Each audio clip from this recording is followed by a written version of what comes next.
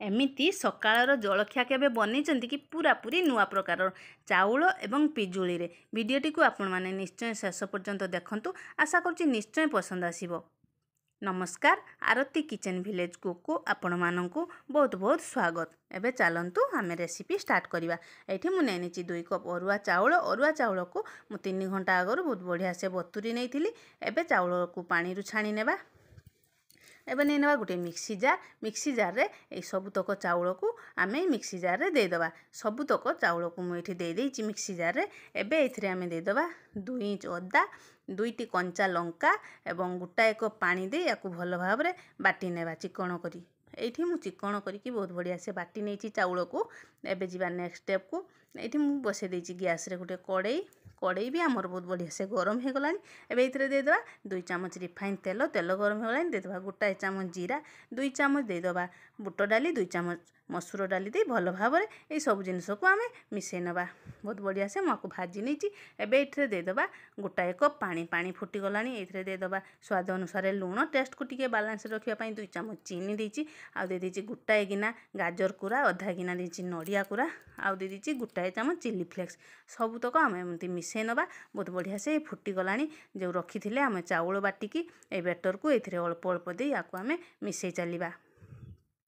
सबुतक better को आपण एकाथरक देबेनी, नहले ये गुली हो जिवो। तो अल्प अल्प बेटर को दे एमिति मिसै चलिबे।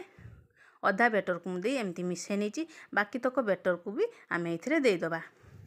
सबुतक बेटर को आमे दे एमिति मिसै चलिबा। गैस रो फ्लेम को पूरा पूरी लो रे रखिबा, आदौ भी हाई करिवेनी, नने ये पुड़ी जिवो। एमती मिसै चलिबा एवं गोटाए जंतणी आमे प्रस्तुत करनबा। जते बेले देखिबे कि गोटाए जगह को एमिति पूरा पूरी गदा ही आसीबो, ताहले देखिनेबे कि जंतणीटी आमर बहुत बढ़िया से प्रस्तुत हो जाइछि। एठी देखंतु गोटाए जगह को गदा हो जाइछि, केते बढ़िया से आमर जंतणी हो गलानी। मु टिके पानी हाथ करिकी एथिरे लगौछि। पानी हाथ करिकी लगौछि, देखंतु आदौ भी लागुनी। ताहले आमर जंतणी बहुत बढ़िया से हो जाइछि। आकु ढांकुणी दी 5 मिनिट पई छाड़ देबा। 5 मिनिट परे मु आकु गोटे प्लेट को बाहर कर नेछि। ये हल्का उषुम अछि, अत्यधिक गरम हेनी। तो एमती टिके हाथ रे चकटी नेबा। टिके तेल हाथ करी आकु भल भाव रे चकटी नेबा। आदौ भी अधिक चकटिबा पई पड़िबनी, काहेकि ना जंतणी आमर बहुत नरम अछि। टिके तेल हाथ करी एमती अल्प अल्प नै एमती छोटो छोटो 2 हाथ साहाय्य रे छोटो छोटो एमती मु बॉल बनै नउची। आपण आकु जेमिति भी शेप रे बनै परिबे, किंतु एमती छोटो छोटो बॉल भलिया बनै नेले ना आकु देखिबा पई बहुत ही सुंदर लागिवो।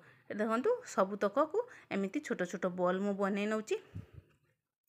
सबुतक बनै नै आमे एठी गोटाए जाली थाली रे सबुतक को मु रखी नेची। एबे गैस रे मु कड़ई रे आगरु पानी फुटिबा पई छाडी दिली। पानी रे आमे जाली थाल को बसई आकु 10 मिनिट पई स्टीम हेबा को छाडी देबा। आरी भितरे आमे जो पिजुली नेथिले ए पिजुली को मु भल भाव रे धोई की छोटो छोटो पीस करी मु काटी नेबी। काटी नेची गोटे मिक्सी जार रे ए पिजुली को सबुतक को आमे दे देबा। एबे एथिरे टिके अल्प टिके दे देबा धनिया पत्र, 2टी एठी पाचिला लंका, गोटे चामच जीरा, 3 रु 4 कुला रसुण, लूण हिसाब रे मुठी देछि बीट लूण, चाहिले आपण प्लेन लूण भी दे पारिबे। आ दे दिछि गोटाए चामच लेंबूर रस, अल्प टिके पानी दे आकु भल भाव रे ग्राइंड करनेबा। बहुत बढ़िया से आमर ए जो पिजुली रो चटनी आमर बहुत बढ़िया से प्रस्तुत हो गला। एबे जो स्टीम हवा को रखिथिले बॉल गुडी ताकू भी बाहर करी ठंडा हवा छाड़ देबा।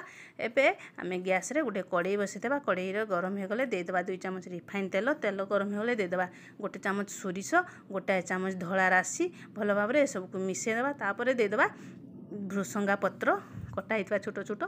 तापरे दे देबा गोटाए पेंच हळदी गुंड दे भल भाव रे मिसै नै जो बॉल गुडी को आमे बनै की रखिथिले ए सब को भी एथिरे दे देबा। 2 मिनिट पई आकु आमे भाजी नेबा।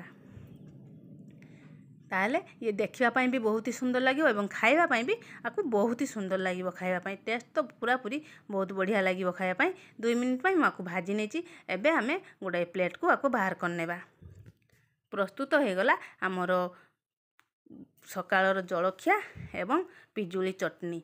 खाइबा पई ये बहुत ही स्वादिया। थरुटिए हेले भी आपण माने एमती जलखिया बनांतु, देखिबे परिवार रो समस्तंकु ए जलखियाटी पसंद आसीबो। आपण माने एमिति जलखिया जत्ते बेले भी चाहिबे बनै नै पारिबे। समस्ते खाइबा पई बहुत ही इच्छा करिवे ए जलखिया को। एमिति चटनी एवं टमाटो केचप सो लगे खाइबे बहुत ही स्वादिया लगी थाए। भिडियोटी आपण मानकु आजिरो केमिति लागिला निश्चय मते कमेंट रे जणैबे।